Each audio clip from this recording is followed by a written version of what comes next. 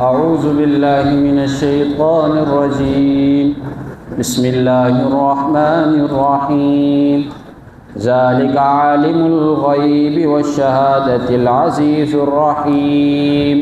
اللہ فرماتے ہیں ذالک، وہ اللہ کی ذات عالم الغیب، وہ غیب کو جاننے والی ہے۔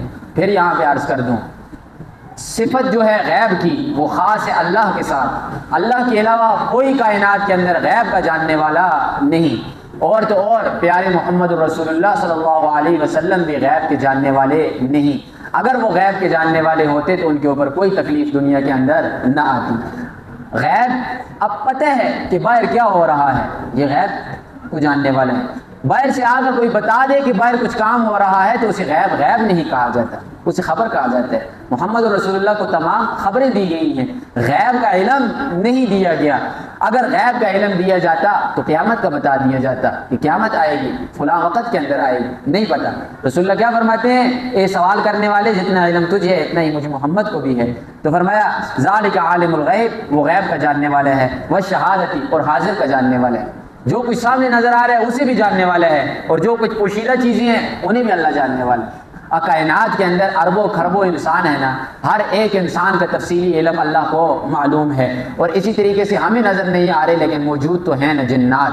اب وہ اربوں ہیں خربوں ہیں، تمام جنات کا علم تفصیلی طور پر اللہ کو معلوم ہے کہ کون سا جن کدھر ہے، کیا کر رہا ہے، کیا اس کی مصروفیات ہیں، ہر چیز کا اللہ کو علم ہے۔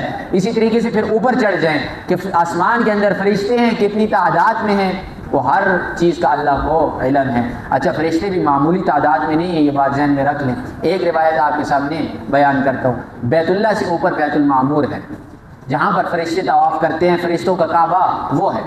جیسے ہم ادھر طواف کرتے ہیں، فرشتے بیت المعمور کا طواف کرتے ہیں۔ اور روایت کے اندر آتا ہے کہ بیک وقت 70,000 فرشتے طواف کرتے ہیں، اور ایک فرشتے نے جب طواف کر دیا تو قیامت تک اس کا نمبر نہیں آئے گا۔ طواف میں کتنا وقت لگتا ہے؟ 5 منٹ 7 منٹ، تو 5-7 منٹ کے اندر 70,000 فارغ ہوتے ہیں۔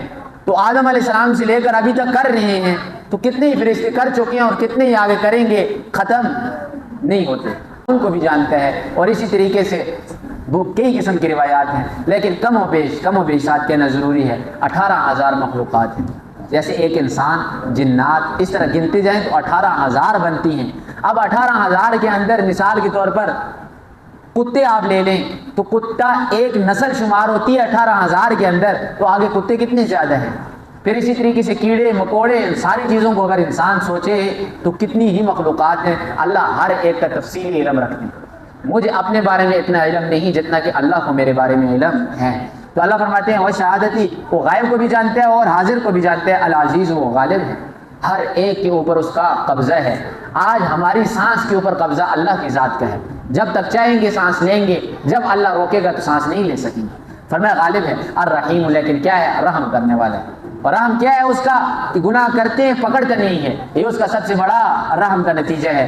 فرمایا الذی، وہ ذات، احسن کل شیء خلقہ، کہ اس نے پیدا کیا اپنی مخلوق کو بہترین انداز کے اندر، خوبصورت انداز کے اندر۔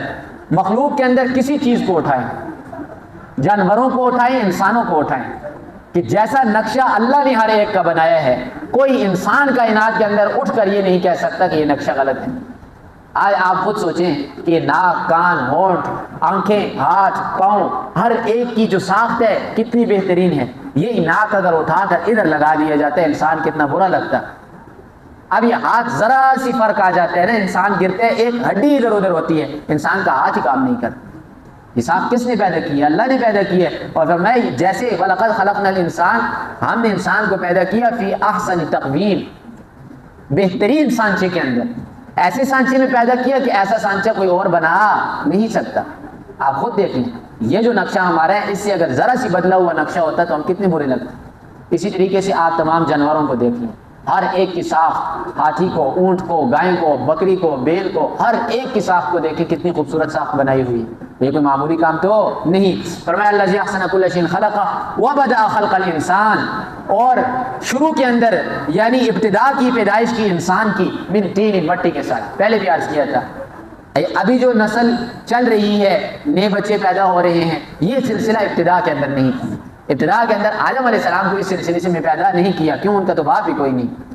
اور ان کی تو ماں بھی کوئی نہیں، ماں اور باپ دونوں کے بغیر پیدا کیا نا، تو کیسے پیدا کیا؟ مٹی سے پیدا کیا۔ وہ تفصیلی بیان ہو چکا ہے کہ ساری کی ساری زمینوں سے مٹیاں منگوائی، یعنی مٹھی بھر کر ہر جگہ کی مٹی سے حضرت جبرائیل علیہ السلام لے کر آئے۔ اسی طریقے سے پوری دنیا سے پانی مختلف قسم کے لے کر آئے، پھر ان دونوں کو آپس میں ملایا، گوندھا، گوندھنے کے بعد اس گارے سے آدم علیہ السلام کا ڈھانچہ تیار کیا، پھر اللہ نے اس کے اندر روح کو پھونک دیا۔ اس چیز کا بیان ہے کہ انسان کی جو ابتدا ہوئی ہے وہ مٹی سے ہوئی ہے۔ اب مٹی سے ابتدا ہونے کے بعد ثم جعل نسلہ، پھر بنایا اس انسان کی نسل کو من سلالۃ من ماء مہین، گٹیا پانی کے خلاصے سے، یعنی ہر چیز کا ایک خلاصہ ہوتا ہے، یعنی آپ اس طرح کہہ لیں کہ مادہ اصل جسے کہا جاتا ہے۔ اب انسان کے جسم کے اندر پانی جاتا ہے، پھر خون بنتا ہے، پھر خون سے منی بنتی ہے، تو وہ منی کے کچھ قطرات کیا ہوتے ہیں؟ اصل ہوتے ہیں انسان کے جسم کے اندر۔ کہتے ہیں نا کہ انسان کے گھٹنوں سے گودا ختم ہو گیا تو انسان کسی کام کا رہتا ہے؟ نہیں، انسان کے اندر یہ گودا ہی ہے جس سے انسان چل پھر سکتا ہے، ہڈیاں کام کر رہی ہیں، تو یہ انسان کا اصل کیا ہے؟ مادہ منی ہے۔ تو فرمایا کہ ہم نے اسے پیدا کیا کون سے پانی سے؟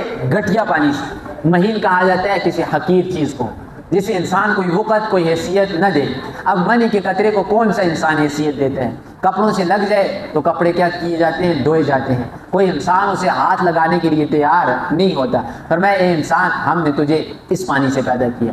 اب انسان کو یہ پانی کیوں یاد کروایا جا رہا ہے؟ بتایا جا رہا ہے کہ تو خدا نہیں ہے، تو کام تو خدا والے کر رہا ہے لیکن تو خدا نہیں۔ یہ خدا کا کام ہے کہ لوگوں کو پکڑنا، لوگوں کی گرفت کرنا، لیکن آج انسان اٹھ کر ظالم بن کر لوگوں کی عدالت لگائی ہوئی ہے اس نے، جس کے اوپر جتنا بس چلتا ہے اس کے اوپر وہ اتنے ہی ظلم کر رہا ہے۔ آج اگر مثال کے طور پر کوئی نہیں، ایک عام آدمی ہے جس کا کسی کے اوپر بس نہیں چلتا، وہ اپنے سے غریب کو دیکھتا ہے، اس کے اوپر اٹھ کر ظلم کرنا شروع کر دیتے ہیں۔ اللہ فرماتے ہیں کہ تو خدا نہیں، تو ایک گٹیا پانی کی پیدائش ہے، اپنی اس ذریعے سے اپنی پہلی پیدائش کی طرف دیکھ۔ اگر انسان اس پیدائش کو دیکھے تو خدا را سوچ کر بتائے کہ انسان فخر کرنے کے قابل ہے، انسان تکبر کرنے کے قابل ہے؟ وہ ایک منی کا قطرہ ہے، وہ بڑا ہو رہا ہے، ہاتھ بھی لگ رہے ہیں، پاؤں بھی لگ رہے ہیں، پھر ماں کے پیٹ کے اندر 9 مہینے پرورش پا رہا ہے، پانے کے بعد باہر آ رہا ہے، نہ پیشاب اپنا صاف کر سکتا ہے، نہ کھانا کھا سکتا ہے، ماں اٹھاتی ہے، پیشاب بھی کرواتی ہے، کھانا بھی کھلاتی ہے۔ اس طرح چلتے چلتے چلتے سیدھا تو جوانی کے اندر کوئی انسان نہیں آیا، یہ مراحل طے کر کے آیا ہے نا، تو جس نے اتنے مراحل طے کیے ہوں وہ کیسے فخر اور تکبر کر سکتا ہے؟ فرمایا انسان تو نے تکبر نہیں کرنا، کیوں؟ تمہیں ہم نے پیدا کیا، تمہاری نسل کو پیدا کیا گٹیا پانی سے۔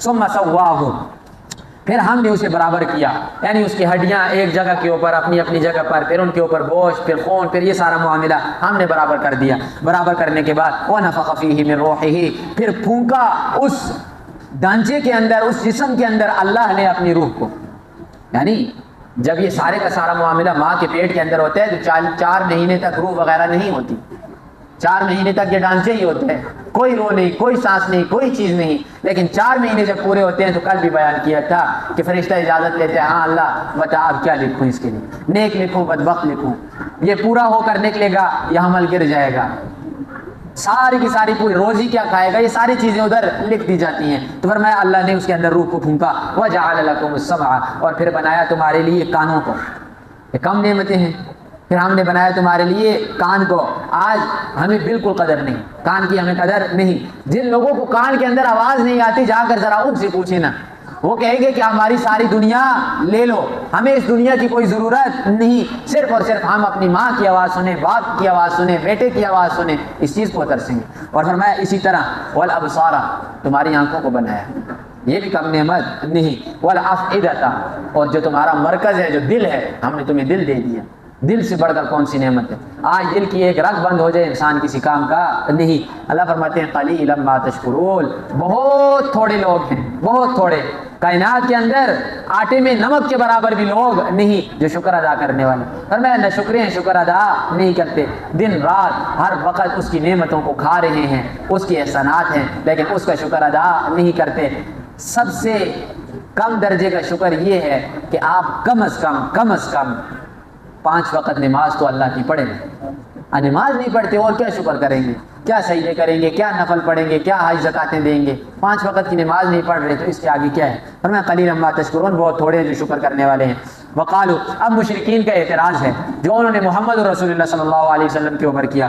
وقالو، وہ کہتے ہیں اذا صللنا فی الارض، کیا جب ہم زمین کے اندر گم ہو جائیں گے، ملیا میٹ ہو جائیں گے، انا لفی خلق جدید، کیا ہمیں دوبارہ پیدا کیا جائے گا؟ یہ کیسے ہو سکتا ہے؟ اور بھائی زمین کے اندر ہمیں دفنا دیا، اوپر مٹی ڈال دی، اور مٹی کی یہ خاصیت ہے کہ مٹی چیز کو سب سے جلدی کھا جاتی ہے، نگل جاتی ہے. آپ مٹی کے اندر جا کر پیسے رکھیں، کپڑے رکھیں، کوئی چیز رکھیں، 1 سال بعد جائیں مٹی نے کھا لیا ہوگا اس.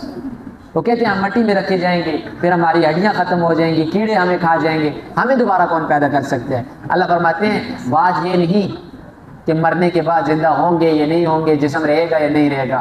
اصل بات کے اوپر آؤ بل ہم بلقاء ربہم لکافرون، بل ہم بلقاء ربہم کافرون، یہ لوگ اپنے رب کی ملاقات کی انکاری ہیں، یا اللہ کی ملاقات کو نہیں مانتے. پھر عرض کر دیتا ہوں، مرنے کے بعد قبر کا عذاب، قبر کے عذاب کے بعد دوبارہ اٹھائے جانا، محشر کے اندر میدان کے اندر حشر کا ہونا، میزان کا لگنا، قیامت کا ہونا، جنت جہنم کا ہونا، یہ سارے کے سارے عقیدے فرض ہیں، ان کے اوپر ایمان لانا.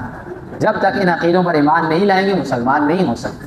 اور بھائی یہ تو رب کی ملاقات کے انکاری ہیں. لفظی ترجمہ، ذالک وہ اللہ عالم الغیب جاننے والا ہے غیب کا، و شہادتی اور حاضر کا، العزیز و غالب ہے، الرحیم و رحم کرنے والا ہے، الذی وہ اللہ احسن کل شیء بہترین پیدا کیا ہر چیز کو، خلقہ اپنی پیدائش میں، وبدأ خلق الانسان من طین اور پیدا کیا اس نے انسان کو اس کی پہلی پیدائش کے اندر مٹی سے، ثم جعل نسلہ پھر بنایا اس کی نسل کو، من سلالۃ من ماء مہین کھنکھراتے ہوئے گارے سے، وہ پانی جو گٹھیا ہے، پانی اور وہ مٹی ملا کر انسان کو پیدا کر دیا. من سلالۃ خلاصہ، ثم سواہ پھر برابر کر دیا اس کے جسم کو، ونفخ فیہ اور پھونک دیا اس جسم کے اندر، من روحہ اپنی روح کو، وجعل لکم السمع اور بنایا تمہارے لیے کانوں کو، والابصار اور آنکھوں کو، والافئدۃ اور دل کو، قلیلا ما تشکرون بہت تھوڑے ہیں جو شکر ادا کرتے ہیں. وقالوا اور کہتے ہیں مشرکین اذا ضللنا فی الارض جب ہم گم ہو جائیں گے زمین کے اندر، انا لفی خلق جدید کیا ہماری دوبارہ پیدائش ہوگی.